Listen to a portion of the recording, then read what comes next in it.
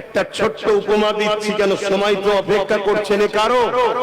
কোন এক ভোটের সময় শুনছেন, আমি আমার আব্বা, আমার মা, আমার ভাই বোনদের বলতে পারি তো নাকি, কোন এক ভোটের সময় একজন নেতা এসেছে, এসে একজনকে বলছে, চাচা ভোট তো এসেছে, 1000 টাকা রাখো, ভোটটা আমায় দিও। মন্দে শুনবেন, আপনাদের এলাকায় এরকম হয়? হয়?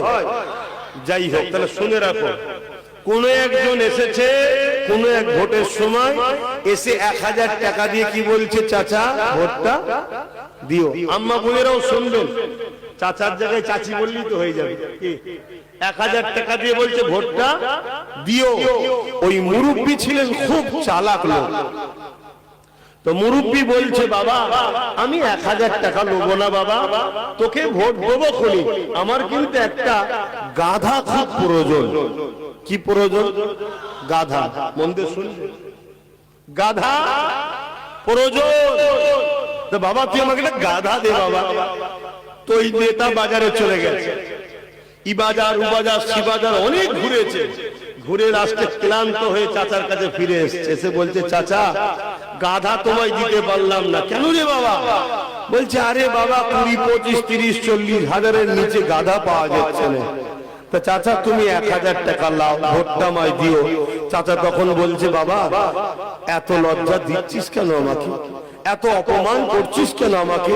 তখন সে ভোট নেতা বলছে যে আমি আপনাকে কোথায় অপমান করছি? তখন চাচা বলছে, বাবা যদি আজকের বাজারে 20, 23, 40, 50 হাজার টাকা কমে যদি গাধা না পাওয়া যায়, একটা আশরাফুল মখলুকাতকে 1000-এ কিনতে এসছিস, আমি কি গাধার থেকেও নিচু দেই? মনে রাখবেন, আমাদেরকে আল্লাহ ইজ্জত দিয়েছে। আপনি 500 টাকায় বিক্রি, 1500-এ বিক্রি, 2000-এ বিক্রি, আপনি নিজেকে নিজের প্রমাণ দিচ্ছেন যে আমার মূল্য আজকে গাধার থেকেও কম। তাহলে গাধাকে কখনো আল্লাহ সাহায্য করবে না। আল্লাহ আপনাকে আশরাফুল মখলুকাত করেছে।